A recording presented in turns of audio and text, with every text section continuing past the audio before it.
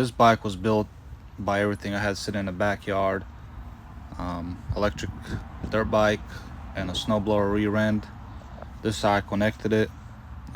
Used a heavy duty clutch, 40 chain, and then I welded the drive sprocket that was on there originally onto the shaft. There's no pressure plate, there's no gearbox. I remove all that. It's got brakes, throttles from a old bike, kill switch. One thing to note is when you cut the top out, it's gonna make the frame weaker, so you're gonna have to weld in some supports, kind of like this one, like I did.